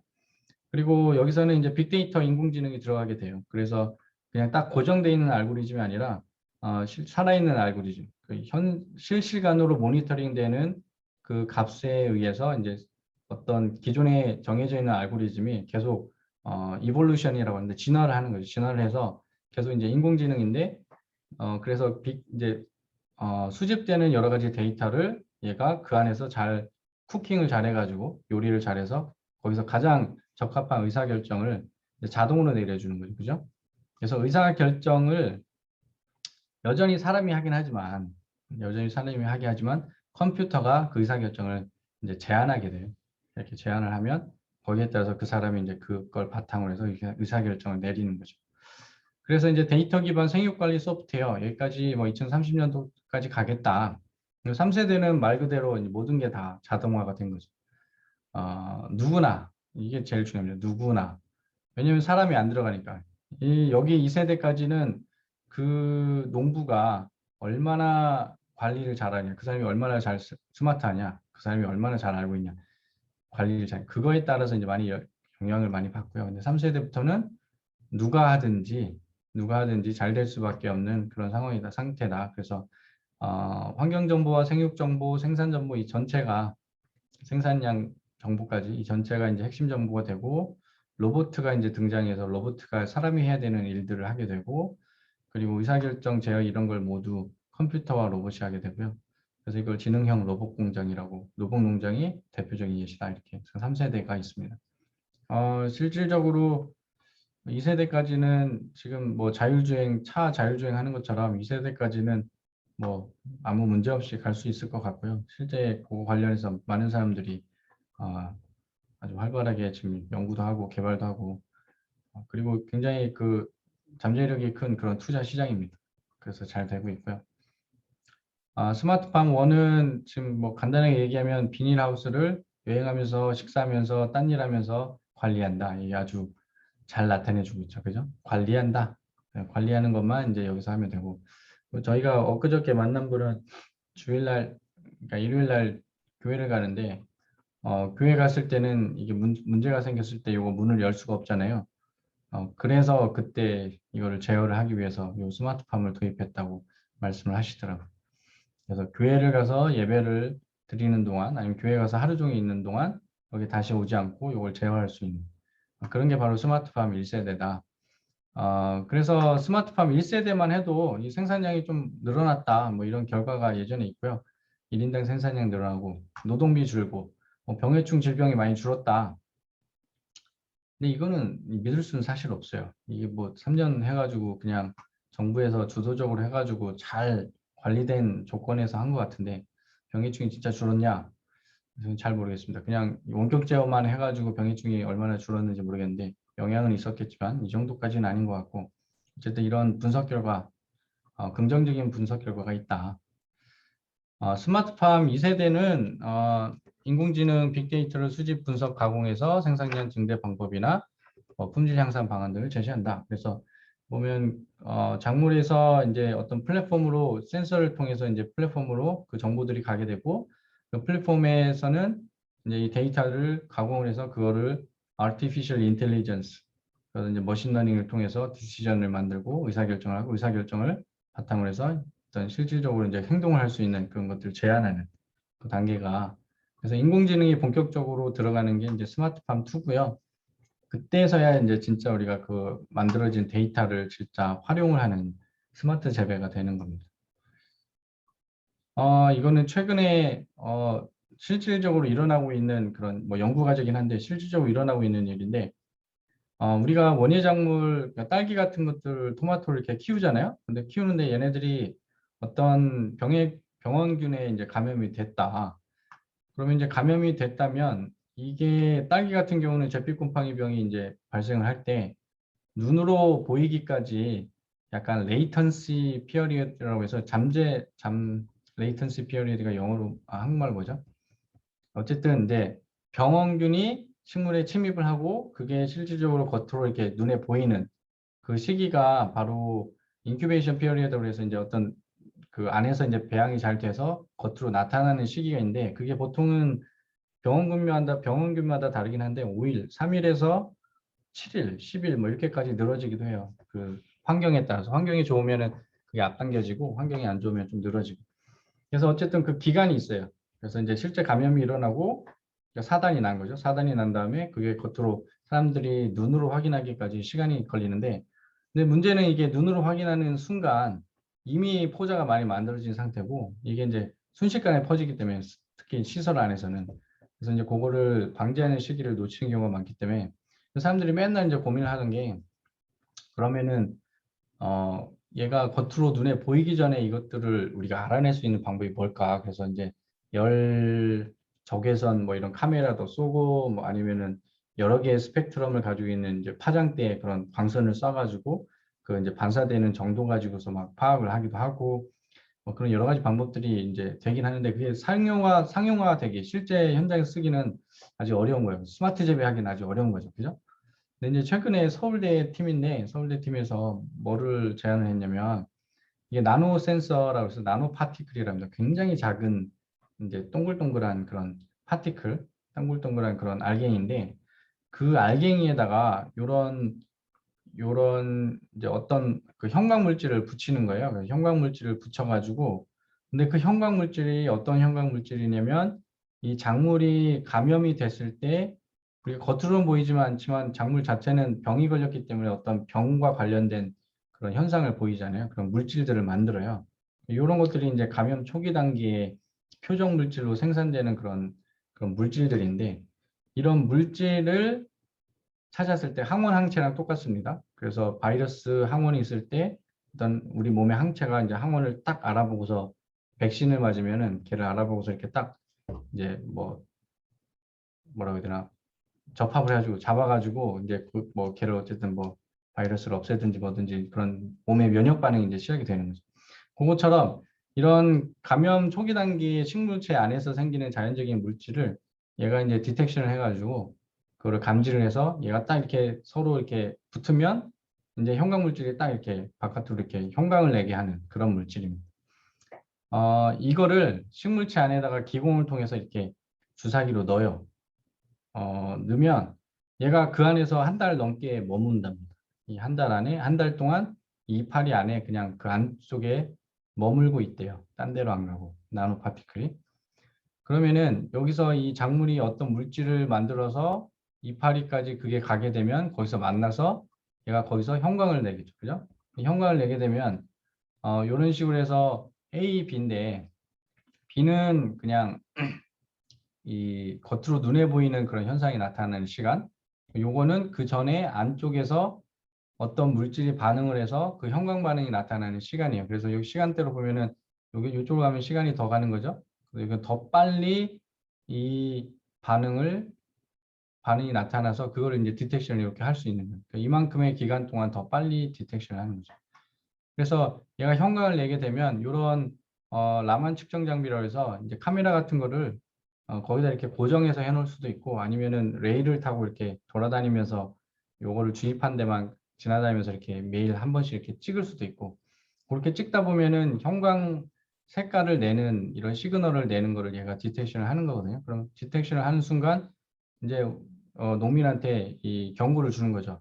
아, 네 몇 번째 작물 어디 부분에 문제가 있는 것 같아. 내 생각에는 어떤 진균에 병원균에 감염이 된 것 같아. 이런 이제 워닝 메시지를 주게 되고 그러면 사실 그 사람이 가서 뭐 제대로 볼 수도 있지만 만약에 이게 정확하다면은 그냥 그때부터 방제를 그냥 하는 거죠. 그죠? 방제를 그때 하게 되면 이런 좀 방지하기 초기에 방지하지 않으면 어려운 그런 병원군들을 초기에 좀 잡을 수 있는 그런 기술이 아닐까. 그래서 이런 스마트팜에는 이런 물질을 쓰고 어떤 특정 뭐 나노 물질 같은 이런 새로운 물질들을 활용하기도 하고 또 그거를 디텍션하는 이런 센서들을 굉장히 많이 활용을 해서 이제 센서를 통해서 디텍션한 걸 바탕으로 의사결정을 제안을 하고 또 의사결정을 하게 하고 뭐 이렇게 해서 만약에 사람이 굳이 할 필요 없다면 여기서 이상한 반응이 나타나면 그걸 바탕으로 해서 이제 방제기가 지가 알아서 돌아다니겠죠. 지가 알아다니면서 방제를 하게 되겠죠. 이게 스마트팜 2.0은 여기 인공지능까지 활용해서 거기까지 가는 거다. 그런 예시를 한번 말씀을 드렸고 이제 이런 스마트팜 2.0이 이제 도저히 뭐 먼 얘기가 아니다 이제는 이제 곧 현실화될 수 있는 그런 기술들이 현재 있고 그런 것들이 활발하게 되고 있다. 스마트팜 2.0은 ICT, IoT는 사물 인터넷이죠. IoT와 클라우드 컴퓨팅 그리고 AI, Artificial Intelligence 등의 첨단 기술의 농업 빅데이터를 접목한 것이다. 그래서 여기 보면 이 센서들이 여러 개 센서가 있는데 농업 센서 그리고 이런 환경 센서, 토양과 뭐 이 대기와 그 기상과 이런 모든 센서들 그리고 여기 보면 디지타이즈 데이터 for crop stress farm management 이렇게 되는데 요거는 이렇게 환경이나 이런 다른 센서에서 할 수 없는 그런 실제 이제 농민이 뭐 미리 이렇게 컴퓨터에 인풋을 해야 되는 넣어야 되는 그런 여러 가지 정보들이 있고요. 2.0이기 때문에 요거를 농민들이 직접 넣어줘야 돼요. 사람의 손길이 여전히 좀 필요하긴 하다. 근데 이제 그런 정보들이 이렇게 모였을 때 이 빅데이터 데이터베이스가 있을 거고 이 데이터베이스에서 각각의 이제 다른 의사결정을 하는 그런 알고리즘들, 모델들, 뭐 머신러닝한 결과들, 그런 이제 모델들 그런 것들이 막 돌아가지고 결과적으로 이제 농민들이 스마트한 의사결정을 할 수 있는 그런 어떤 의사결정을 도울 수 있는 그런 인포메이션을 만드는 거예요. 그런 정보를 만드는 거고 그 정보가 농민들한테 이렇게 가서 농민들이 그걸 바탕으로 해서 이제 정보를 의사결정을 하는 그런 시스템이 바로 스마트팜 2.0이고요. 기존의 ICT뿐만 아니라 이제 사물 인터넷 기술들 그리고 클라우드 컴퓨팅 기술들, AI 뭐 이런 기술들이 이제 총망라하는 그런 농업 빅데이터 그런 기술이 바로 스마트팜 2.0이다. 그거를 말씀드린 거고요. 그래서 농업 빅데이터 종류를 보면 여기 보면 클라이밋 앤 인바이러먼트 있고 에그리컬처인데 요거 한번 나중에 한번 보세요. 근데 예를 들면 요걸 한번 볼까요? 오토메이티드 컬렉션은 자동으로 수집하는 그런 정보들인데 센서를 통해서 환경 정보는 뭐 이런 여러 개 기상 정보들이 있고 그리고 토양 정보들, 토양의 템퍼러처, pH, 컨덕티비티, 뭐 모이스처 이런 정보들 그리고 농업에서는 이미지 센서 바탕으로 해서 이제 크랍 생물의 이 작물이 이제 자라는 그런 상태 그리고 인면적이 얼마나 커졌는지 그리고 작물의 색깔 여러 개의 스펙트럼을 주고 거기 다른 파장대에서 얘가 보여주는 색깔들 그리고 길이 그리고 이 뭐 개화된 꽃의 개수 그리고 이 프루시 이제 과실의 개수 그리고 병해충이 이제 걸린 그런 사인들 심텀들 그리고 플랜팅 스페이스 그래서 얼마나 이렇게 좀 조밀하게 심었는지 뭐 이런 것들을 다 이미지 센서로 기반으로 해서 이제 다 계산을 한다는 거죠. 그런 데이터를 다 측정을 하고 그리고 farm equipment movement and application record라고 돼 있는데 이거는 이제 실제 우리가 방제를 하고 뭐 하는 것들, 관계를 하는 것들 여러 가지 이제 그런 장비들을 활용하잖아요. 그리고 이 장비들을 활용한 그런 기록조차도 얼마나 이제 뭐 비료를 줬는지, 얼마나 양액을 투입을 했는지, 얼마나 언제 얼마나 그 저기 농약을 쳤는지 뭐 이런 정보들이 이제 다 기록이 되는 거죠. 매뉴얼로 사실 되는 것들이 여전히 있어요. 매뉴얼로 돼야 되는 것들은 처음에 이제 한 번만 이렇게 넣어주면 되는 그런 데이터들이 보통은 그거를 센서를 써가지고 얻기는 이제 너무 비싼 데이터들이기 때문에 너무 아깝잖아요. 그 한 번 쓰기 위해서 센서를 달 수는 없으니까. 그래서 그런 것들은 다 농민들이 이제 처음에 웬만하면 다 넣어줘야 되는 그런 정보들이 있고요. 그래서 어쨌든 이런 모든 것들이 빅데이터가 되고 이런 데이터들을 잘 활용하는 게 바로 스마트팜 2.0이다. 그래서 농업 빅데이터의 종류를 보면 환경 데이터, 뭐 생육 데이터, 경영 데이터 이렇게 세 개가 있습니다. 그래서 이 세 개에 대해서 오늘 대략적으로 한번 쭉 갈 건데 그 전에 혹시 질문 있으신가요? 다들 듣고 계신지 잘 모르겠는데 듣고 계세요? 듣고 있습니다. 네, 잘 아유, 듣고 있습니다. 감사합니다. 네, 듣고 정영미 선생님. 있습니다. 네. 강일영 선생님, 감사합니다. 혹시 질문 하나 해도 예, 될까요? 질문하십시오. 일단은 이게 이제 스마트팜 기술 관련해서 이제 저 같은 경우에는 이게 현실적으로 가능한 것인가에 대한 문제가 있다라고 생각을 하거든요. 네, 이게 스마트팜이 도입이 된다는 게 이제 농업도 장치 산업으로 변화된다라고 네. 이제 저는 생각을 하고 있는데 장치 이게 산업이요? 지금 그렇죠. 이제 더 이상 그냥 과거의 관행농법이 아니고 네, 기계들이 들어가기 시작한다라고 생각해서 저는 장치 산업으로 돼가고 있다라고 생각을 하는데 네, 이게 기술 개발은 가능한데 네, 실질적으로 농가에서 그거를 그러니까 도입을 할 수 있느냐라는 네, 거에 대해서 솔직히 저는 의문이 있거든요. 네, 그러니까 20년 전에 농가들의 수입하고 네, 지금의 농가들의 수입하고는 수입 증가는 솔직히 별로 차이가 없거든요.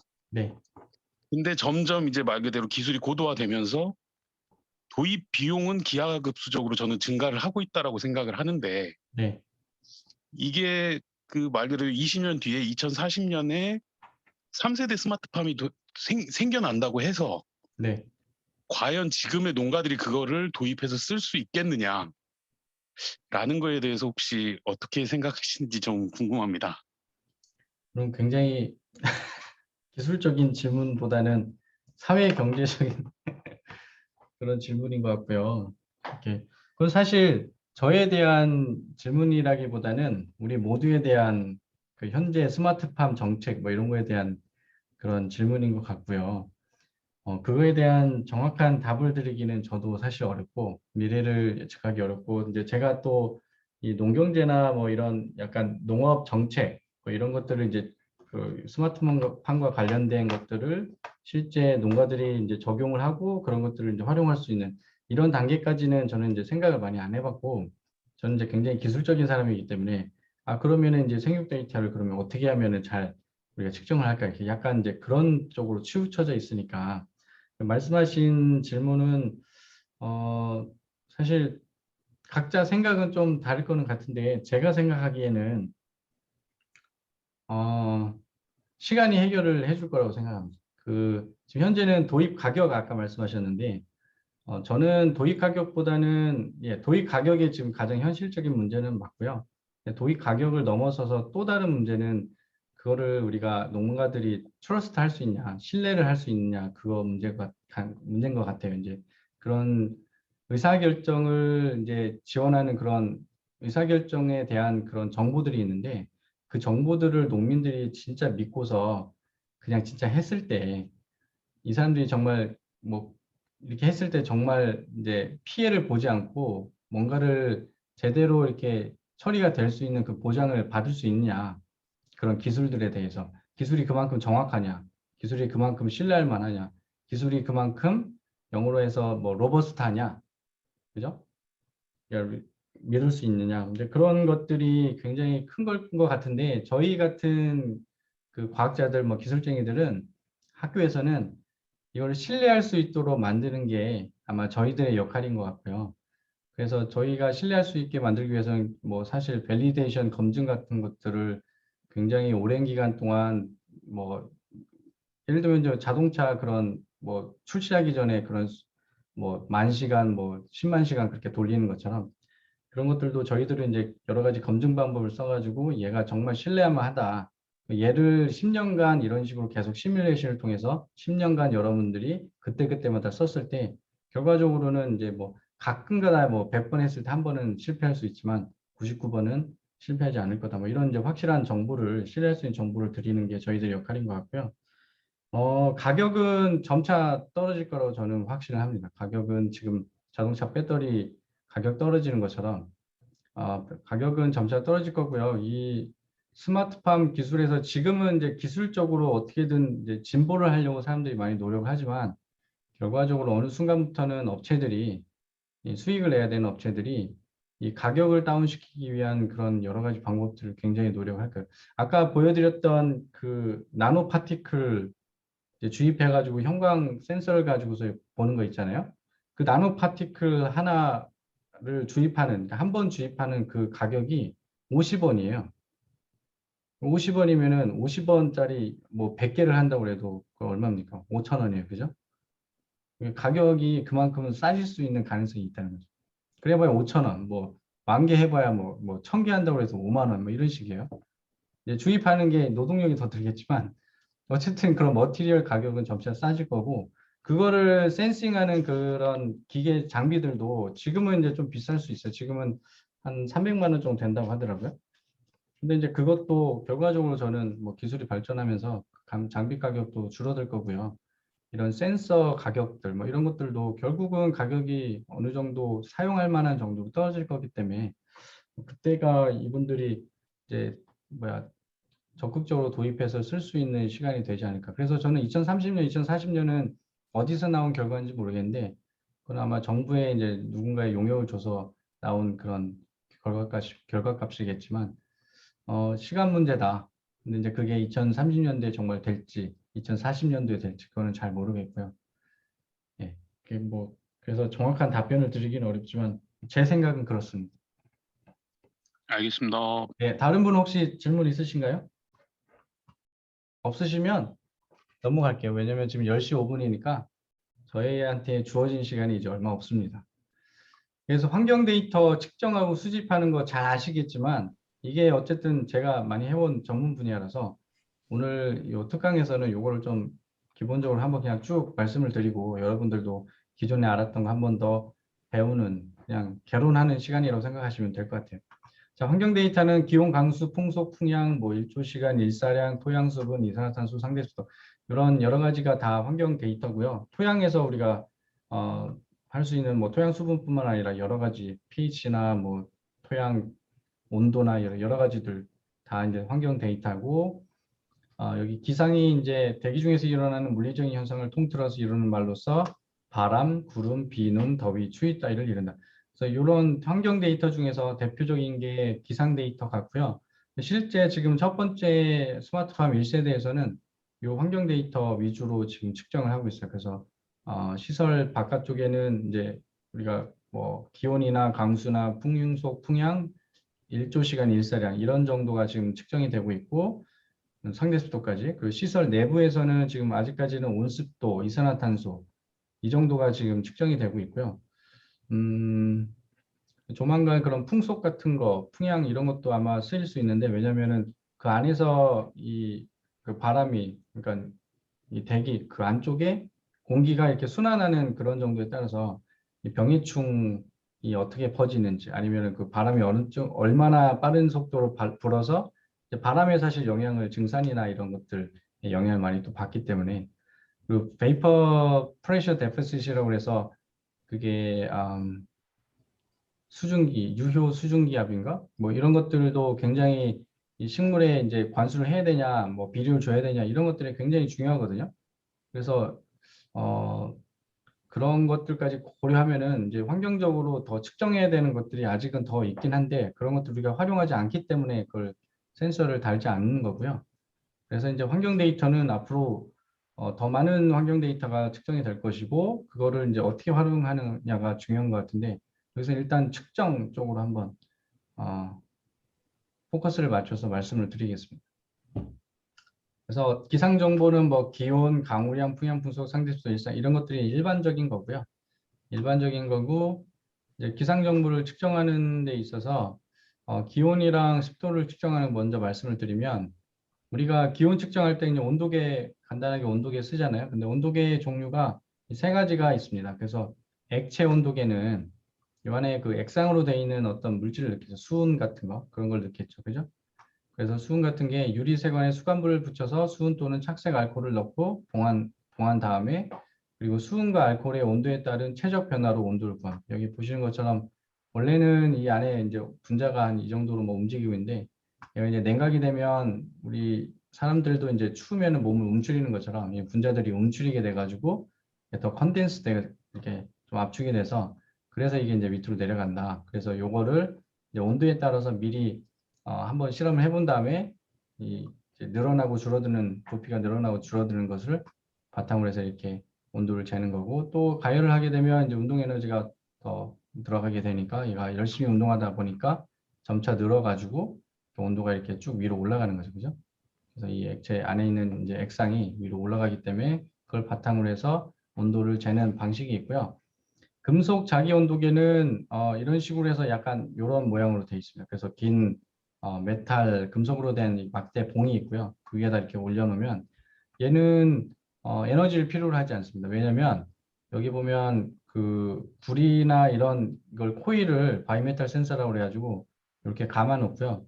근데 이제 이 바이메탈 센서가 온도에 따라서 이제 뭐 늘어나고 줄어들고 이런 것들이 있기 때문에 늘어나게 되면 이렇게 팽창해서 이렇게 이쪽으로 확 돌리면 이제 온도가 늘어나고, 이 냉각을 하게 되면 이제 수축해가지고 또 이쪽으로 또 떨어지게 되고. 그래서 이걸 바탕으로 해서 온도를 재는 게 금속 자기 온도계고, 우리가 보통 많이 요즘 쓰는 것들은 전기 저항 온도계입니다. 그래서 배터리가 항상 들어가고요. 그래서 온도의 상승에 의해서 변화되는 전기 저항으로 온도를 측정하는데, 보시는 것처럼 온도에 따라서 이 저항 계수가 올라가게 되고, 그게 이 철을 쓰느냐, 뭐 백금을 쓰느냐, 구리를 쓰느냐에 따라서 이 저항이 이제 늘어난 정도가 달라서 이 안에다가 들어가는 금속 물질에 따라서 이 값이 좀 달라지고요. 그거에 맞춰서 이제 온도 값을 이렇게 지정을 하게 되면 실질적으로 이렇게 다른 온도의 값을 우리가 이걸로 측정을 하는 것이 가능하다. 그래서 이때는 이제 전기 저항 온도계라고 해서 여기서 전기가 나오게 되면 그 저항 정도를 통해서 이 온도를 측정하는 그런 장치가 있습니다.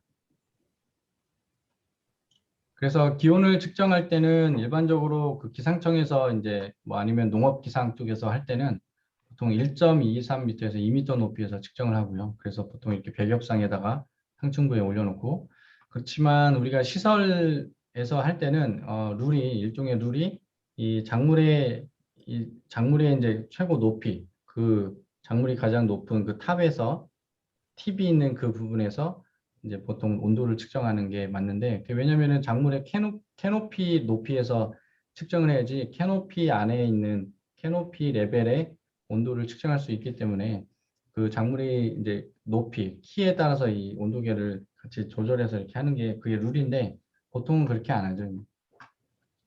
힘드니까.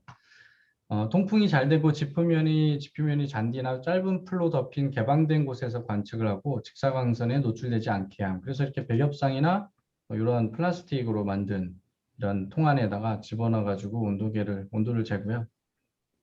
요거는 최저 최고를 다 볼 수 있는 최고 최저 기온계고요. 온도계고. 그리고 습도는 이제 보통은 그냥 일반적으로 측정하는 그냥 그 진짜 제대로 측정을 하기 위해서는 건습계를 써야 되는데, 이 건습계가 뭐냐면 두 개의 일조로 된 온도계 중 하나는 기온을 측정하고 다른 하나는 수돗물을 가재나 한지로 싸서 물에 적셔서 습구 온도를 측정한 후 기온과 습구 온도의 차이로부터 습도를 계산한다. 그래서 이렇게 온도계 두 개를 놓고 아까 그 수은 온도계 같은 거 놓고 여기 한쪽은 이렇게 적셔가지고, 얘는 건구 온도고요. 드라이한 건조한 건구 온도 상태의 온도고, 얘는 습구 온도로 해서 이제 습한 상태의 온도인데, 습구 온도는 실제 주변의 상대 습도의 이제 수증기 양에 따라서 이 거즈에서 물의 증발이 빨리 일어나는, 많이 일어나는, 적게 일어나는지 그게 결정이 되고, 물이 증발하면 당연히 열을 뺏어가기 때문에 이제 온도가 이렇게 낮춰지는 거죠. 온도가 떨어지기 때문에 이 차이를 바탕으로 해서 이 습도가 어느 정도 되는지를 이제 측정을 하는 건데, 실제로는 이런 식으로 생겼습니다. 그래서 두 개의 온도계가 있고 한쪽은 물에 적셔져 있고, 그래서 이제 그쪽의 온도계의 차이를 바탕으로 해서 습도를 재는 거고요. 그래서 그런 표가 나와 있어요. 그래서 습도 온도에 따라서 그 건구 온도와 습도 온도의 차이를 구하고 습도 온도를 구해서 그런 것들이 만나는 지점에 그게 바로 이제 상대 습도다. 현재 상대 습도 값이다. 그래서 그걸 바탕으로 해서 습도를 측정을 하게 됩니다.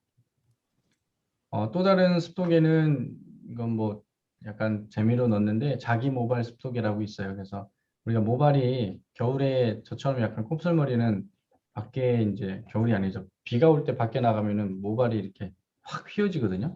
원래 그 곱슬거리는 머리로 다시 돌아오게 되는데, 이 모발은 수분을 흡수를 잘하고 그에 따라서 이제 수축하고 뭐 신장하고 늘어나고 이런 변형을 아주 잘 한다고 합니다. 그래서 실제 모발 가지고서 이렇게 머리카락 습도계를 이게 이제 머리가 줄어들면은 이게 연필이 위로 올라가잖아요. 그래서 아 습도가 높다, 습도가 낮다 뭐 이런 정도를 실제 이런 모발 습도계를 만들어서 쓰는 사람도 있었고요.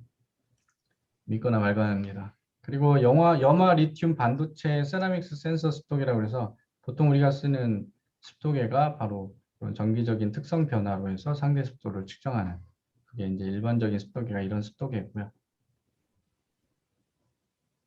자, 기온 습도 측정 기기는 뭐 이런 이 아큐라이트 뭐 이런 것처럼 그냥 밖에다가 이런 거 하나 걸어 놓으면 센서 걸어 놓으면 이제 뭐 스마트폰이나 집에서 측정할 수 있는 이런 것들도 있고 그냥 뭐 싼 거는 그냥 디지털 최고 최저 온도계 뭐 이런 아니면 이제 수온으로 돼 있는 최고 최저 온도계 뭐 이런 것들 이제 활용하시라고 예전에 누군가한테 제가 보여드렸던 건데 그거 가져왔어요. 자, 온도가 왜 중요하냐? 온도는 작물의 생육을 지배하는 가장 큰 요소 중 하나이기 때문인데 작물 생육이랑 기온이랑 좀 보면 우리가 기온에 따라서 작물이 생육 단계를 우리가 결정할 수가 있는데요. 이 유효 적산 온도라는 게 있는데 이 파종기부터 성숙기까지 일평균 기온을 단순히 합산하는 게 아니고 기준, 생육과 관련된 기준 온도를 결정하고 그 이상이 되는 온도를 적산한 값.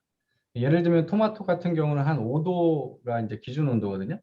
그래서 5도 아래로 떨어지면 이 토마토가 그걸 이제 인지를 하고 그다음부터는 생육 활동을 중단을 해버려요. 근데 5도가 넘어버리면은 넘을 때 이제 얘가 그다음부터 아 이제 생육해도 되는구나 그래서 그다음부터 이제 자라게 되죠. 그래서 대부분의 작물이 그런 식으로 기준 온도가 정해져 있고 기준 온도에 따라서 매일매일 적산되는 온도, 매일매일 합쳐지는 온도에 따라서 뭐 개화는 한 1000도씨가 됐을 때 개화, 뭐 1200 기준 온도가 1200 적산 온도가 됐을 때 뭐 그다음부터 이제 뭐 그 열매가 맺히기 시작하고 뭐 이런 정도의 이제 생육 단계가 기준 온도에 따라 이 적산 온도에 따라서 이제 결정이 되거든요. 그래서 이런 거를 미리 우리가 연구를 해서 알아내게 되면 이 온실 안에서도 온실 안의 기온 값을 바탕으로 해서 이 온실 안에 이 작물들이 이미지를 통하지 않고서도 이 적산 온도만으로도 대략 이때쯤 되면은 플러스 마이너스해서 뭐 개화 시기가 될 거다. 이때쯤 되면 뭐 무슨 시기가 될 거다. 이런 것들을 이제 예상할 수가 있는 거고요. 그런 정보가 실질적으로 이 스마트팜을 하는데 활용이 됩니다.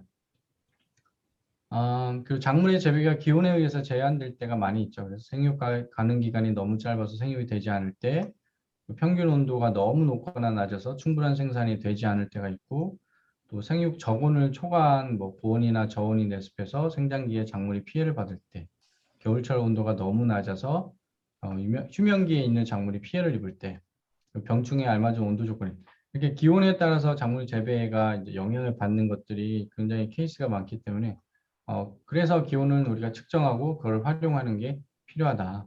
그걸 말씀드린 거고 강우량 측정은 여기 추구기 보이시죠? 추구기처럼 우리나라 이제 그 옛날 조상들도 이 강우와 또 실제 농업 그때는 주된 산업이 농업이었기 때문에 농업과의 연관성을 알고 있었기 때문에 이 추구기를 활용을 했고요.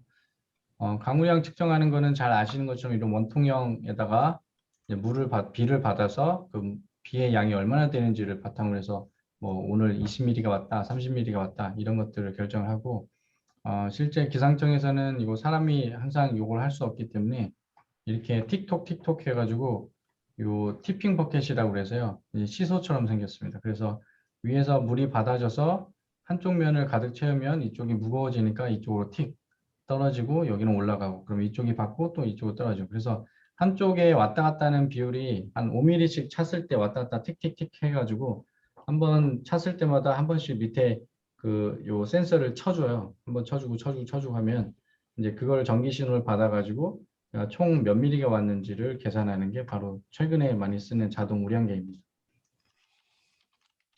우량계는 실제 뭐 이렇게 놓고서 수동으로 하시는 분들도 있고요. 그리고 뭐 이런 싼 것도 있고 이렇게 더 싼 것도 있고 그래서 이런 것들은 한번 시도를 해보시려면 이런 것들을 써보면 오늘 비가 얼마나 왔는지 자기가 스스로 측정해서 할 수도 있고 근데 이제 이렇게 티핑 버켓 해가지고 하는 것들은 굉장히 비싸기 때문에 거의 뭐 100만 원 돈 하니까 요거는 잘 못 쓰고 일반적으로 이제 그냥 개인적으로 할 때는 이런 강우량계, 우량계를 쓰시면 될 것 같고요. 자, 물은 작물 생명체의 가장 필수적이고 근본적인 요소이기 때문에 그래서 이제 강우와 작물 생육은 아주 연관성이 많다. 그래서 요거는 뭐 제가 말씀을 안 드려도 이 비가 오면 비의 밑에 토양의 토성에 따라서 얘가 흡수가 되든지 배수가 되든지 아니면 옆으로 흘러가든지 이런 것들이 결정이 되고 작물의 상태와 생육 시기와 그때 당시의 환경 조건, 기온과 뭐 여러 가지 습도와 여러 가지 바람과 이런 거에 따라서 증산이 얼마나 일어나고 증발이 얼마나 일어나 증발상량이 결정이 되고요. 그래서 이런 수분 수지라고 하는데 이런 것들을 이해하는 것들이 이 실제 그 작물 생육에 이런 강우나 이런 물과 관련된 관수나 이런 거와 관련된 것들을 통해서 이제 스마트팜을 운영하는데 굉장히 중요한 정보고요. 이런 정보들이 다 완벽하게 우리가 센싱을 할 수 있을 때 이런 것 정보들을 이제 모을 수 있을 때 이 데이터를 잘 우리가 이제 또 계산을 해가지고 그걸 바탕으로 계산을 해서 최적의 의사결정을 내릴 수 있는 그런 시스템을 만들 수 있는 거죠. 제한이 될 때가 있고요. 당연히 뭐 우리가 흡수를 못하면은 작물이 잘 못 자라고 너무 많으면은 그것 때문에 또 더 못 자라고 또 병해충도 또 거기에 엄청 영향을 많이 받고 그래서 강우가 뭐 기온과 마찬가지로 굉장히 우리 농업에 또 작물의 이제 생육에 영향을 미치는 조건이고요.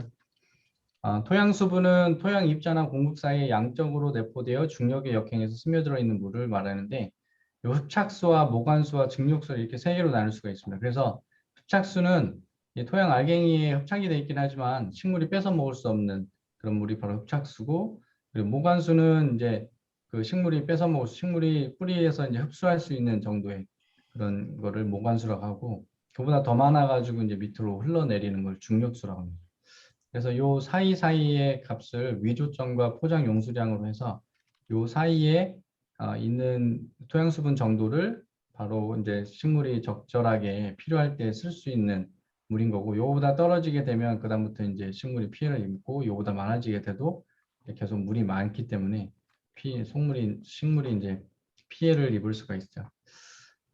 그래서 토양 수분의 종류나 뭐 이런 pH 값, 뭐 작물 생육과의 관계는 이미 잘 알려져 있고요.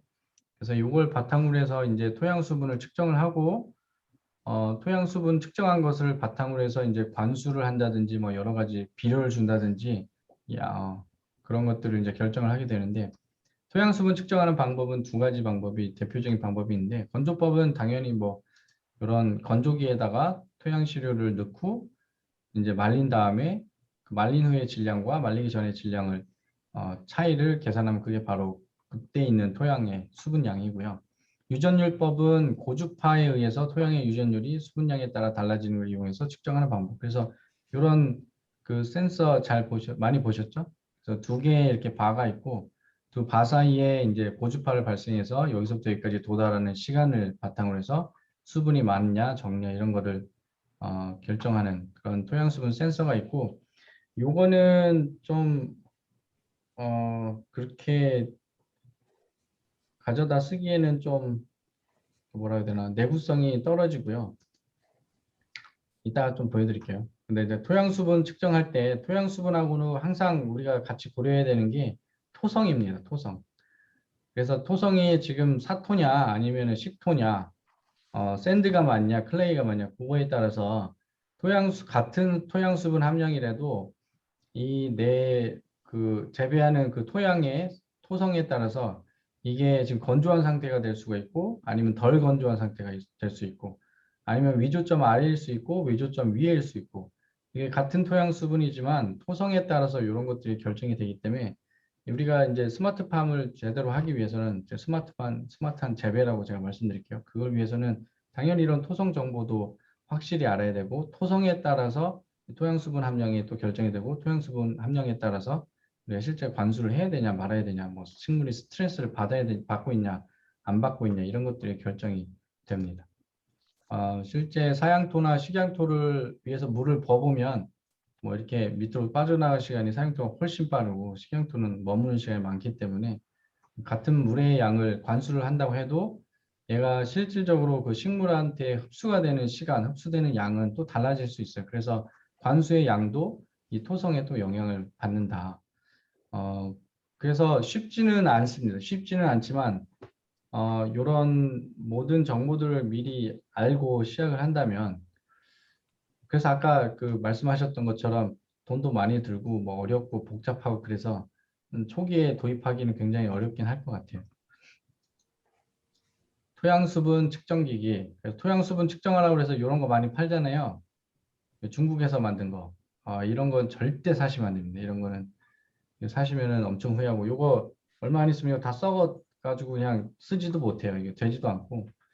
요거는 그냥 이제 재미로 하시는 분들이 그냥 10,000원씩 투자해서 하시는 것들이고, 실제 우리가 쓰는 것들은 이런 토양수분 측정기, 아까 보여드렸던 것보다 이런 거는 한 70만 원 정도 되긴 하는데, 요거는 그래도 이게 저희가 팍팍 이렇게 쑤셔가지고 토양수분 측정할 수 있고, 요런 거 22만 원짜리 뭐 이런 것도 있는데, 요거는 누구 써보신 분이 완전 되게 안 좋다고 그러는데, 이게 뭐냐면 이거는 지금 스테인레스로 돼 있어서 되게 강한데, 요런 거 그냥 가지고서 이렇게 푹 꽂는 분이 있어요. 이거 꽂으면 안 돼. 이거 되게 약한 거거든요. 이거는 꽂는 게 아니라 보통 이렇게 파가지고 거기다 이렇게 놓고서 이렇게 덮어서 하는 그런 토양수분 센서인데, 요건 거 가지고서 돌 있는 데다 팍팍 찍으면 당연히 부셔지죠. 그래서 부셔진다고 막 안 좋다고 하시는 분들이 있는데, 이건 그런 식으로 하는 게 아니고 센서별로, 토양수분 센서별로 사용하는 방법이 다 달라요. 그래서 뭐 어쨌든 토양수분은 아시는 것처럼 그 저희가 측정을 해도 지역마다 다 위치마다 다 다르고, 그래서 참 어려운 문제라고 생각이 듭니다. 이걸 바탕으로 해서 관수를 하고 그런 것들이. 자, 풍향풍속은 강아지를 통해서 풍향풍속을 측정을 할 수가 있고요. 집에 강아지 있으신 분들은 강아지를 통해서 풍향풍속 측정하시면 되고, 강아지가 없으신 분들은 이런 센서 사가지고 이걸로 측정할 수 있습니다. 그죠? 휴대용 풍속계 뭐 이런 거 있고요. 그리고 외부의 기상정보 측정할 때는 이런 간이형 모바일 포터블이라고 그러죠. 그래서 옮길 수 있는 이런 자동 기상 관측 장비 쓰시면 되고, 이게 한 300만 원 정도면은 300만 원에서 500만 원 정도 듭니다. 그래서 연구용으로 많이 쓰고요. 그리고 아니면 기상청 그런 데서는 요거보다는 좀 큰 거 쓰고, 아니면 농업 하시는 분들이 보통 이런 거 많이 쓰고요. 농업에서는 그렇게 10m짜리 그런 게 필요가 없기 때문에. 그래서 기온, 습도, 강수량, 풍향, 풍속, 일사량, 토양 온도, 토양 수분 이런 것들 이걸로 측정하는데, 아마 센서의 그 교체 주기가 다 달라요. 그래서 온습도가 제일 빨리 교체를 해야 될 것 같은데, 온습도는 한 3년에서 5년 정도 되면 교체를 해줘야 되고, 그 외에 토양 수분 측정하는 것도 좀 그 정도 비슷하고요. 이 강수는 좀 오래 쓸 수 있고, 이 풍향, 풍속도 태풍이 와서 부셔지지 않는 한 계속 쓸 수 있고 뭐. 그래서 좀 이제 교체 비용도 있어서 운용하는데 돈은 많이 들 겁니다. 이건 농업 기상재 조기 경보 시스템에 대한 건데, 이거는 지금 시간이 없으니까 나중에 제가 요 파일 드리면 여기 한번 들어가서 보시고요. 그래서 지금 스마트 재배하라고 노지에서 특히 시설 재배 사실 영향을 받긴 하지만, 농업 기상재 조기 경보 시스템이라고 해서 이거를 농진청에서 만든 게 있어요. 그래서 지금 현재 듣고 계시는 학생분들 중에서 농진청이나 뭐 국가농업기관 뭐 이런 쪽에서 일하시는 분들 요거 뭔지 잘 아실 거예요. 요거는 이제 고해상도로 각각의 농장에 이제 그 스페시픽한 농장에 맞춤형 그런 기상 정보를 제공하고, 거기에 뭐 생육 정보라든지 그런 이제 뭐 기상재에 대한 조기 정보를 전국적으로 확대해서 주는 그런 서비스고요. 이것도 계속 지금 지속적으로 되고 있기 때문에 나중에 시간이 지나면 좀 더 좋은, 더 정확한 그런 정보를 받을 수 있는 시기가 올 거라고 생각이 들고, 그리고 다음으로 이제 생육 데이터 측정 및 수집 뭐 이런 것들인데 아까 말씀드린 것처럼 생육 데이터는 아직 지금 스마트팜 2.0까지 저희가 가지 않았기 때문에 지금 연구 단계고요. 연구 단계인데 이런 센서 같은 거 써가지고 이 캐노피 바로 위에 따라다니면서 이렇게 찍는 이미지 센서 같은 거 써가지고 엽의 온도가 왜 중요하냐면 엽의 온도와 기온, 주변의 캐노피의 기온과의 그 차이를 통해서 우리가 베이퍼 프레셔 데포시션이라고 해서 그 약간 수증기량 차이 뭐 그런 거를 이제 계산할 수가 있는데 그 VPD 그 값을 바탕으로 해서 우리가 관수를 하느냐 뭐 비료를 주느냐 그런 것들이 결정이 돼요. 왜냐면은 그 베이퍼 프레셔 데포시션이라는 게 뭐냐면 얘가 지금 증산작용을 지금 활발히 할 거냐 얼마나 할 거냐 뭐 덜 할 거냐 이런 것들이 이제 결정되는 그런 값이기 때문에 그 생육 단계별로 가장 적합한 그 베이퍼 프레셔 데포시션이라는 게 이제 그 값들이 결정이 됩니다. 그래서 만약에 그게 부족하다 그러면은 뭐 온도를 높여주거나 아니면 습도를 줄이는 뭐 환기를 시키거나 이런 것들이 이제 그 굉장히 어떤 특정 알고리즘에 따라서 이제 유지가 다 잘 돼야 되기 때문에 그런 거 알기 위해서는 요 여본을 직접 이렇게 측정하는 게 필요해요. 그래서 일반 기온을 측정하는 게 아니라 여본 측정해서 해야 되고 또 형광 값에 따라서 얘가 생리적으로 스트레스를 받느냐 병해충 스트레스를 받느냐 그런 거 알 수 있고요.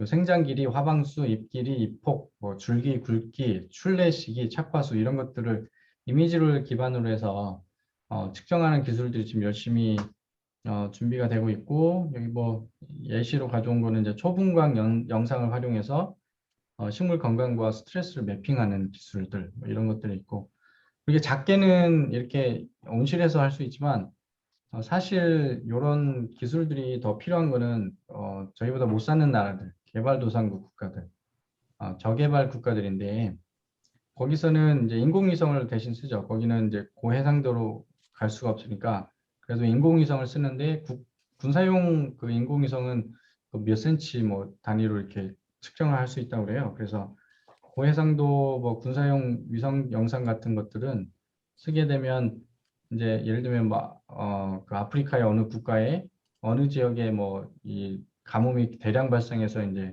뭐 작황이 안 좋아진다든지 병해충이 대량 발생했 그런 것들을 이런 초분강 영상을 활용해 가지고 알아낼 수 있기 때문에 결과적으로 식량 문제를 해결하고 뭐 어디에 무슨 문제가 있었을 때 이제 거기에 국제 사회에서 국제 기구에서 이제 원조를 할 수 있는 뭐 이런 정보들이 굉장히 중요하거든요. 근데 우리는 사실 작은 시설 안에서 이런 것들을 막 통해서 막 하고 있지만 여기서는 뭐 사람이 죽고 나가고 이런 건 아니잖아요. 근데 이제 개도국 같은 데서는 실제 그런 뭐 가뭄이 대량 발생해 가지고 완전히 이제 뭐 식량이 부족해지고 그런 상황이 되기 때문에 거기서는 사람이 진짜 죽고 살고 그런 것들이 결정되기 때문에 그런 데서 이렇게 많이 쓰이는 기술들이 지금은 많이 활발하게 개발이 되고 있고 우리나라는 이제 그런 상관이 없으니까 이렇게 작은 규모로 해서 이렇게 하는 생육 데이터를 측정하는 게 되게 중요합니다.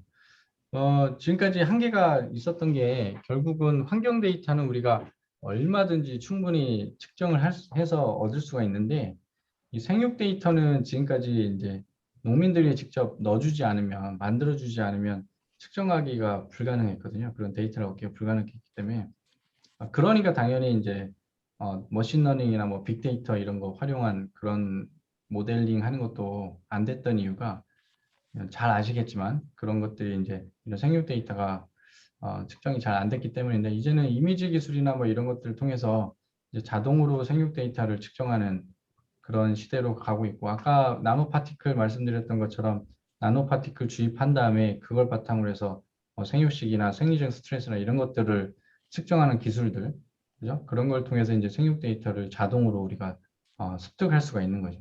환경 데이터 습득하는 것처럼.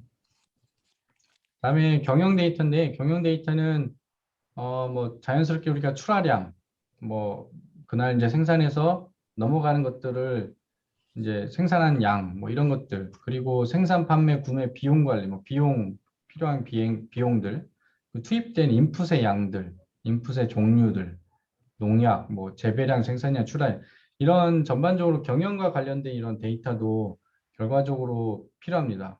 그래서 아까 스마트팜 3세대 얘기했을 때 요 생산량, 출하량 뭐 이런 것까지 거기 들어가 있었는데 현재까지는 지금 영농일지로 이제 사람들이 매뉴얼을 하고 있어요. 그죠? 뭐 그거를 이렇게 적어놓고 끝나신 분들, 그거를 엑셀 파일로 만드신 분들 확인하는데 결과적으로는 뭐 이런 생산 데이터, 출하량, 뭐 이런 판매, 소비 이런 데까지 아까 말씀드렸던 스마트 농업 얘기했던 것처럼 그 단계별로 이런 데이터들을 자동으로 얻을 수 있는 그런 기술들이 개발이 될 거고 또 그런 시스템이 될 거고 그렇게 돼서 이제 어떻든 경영 데이터도 필요한 빅데이터 중에 하나다. 그래서 환경 데이터, 생육 데이터, 경영 데이터 이 세 개의 데이터가 있어야지만 스마트 재배, 궁극적인 스마트 재배가 가능하다. 뭐 그거 말씀드리려고 소개시켜 드린 거고요. 자, 여기까지 해서 이제 오늘 강의를 저는 마치도록 하겠습니다.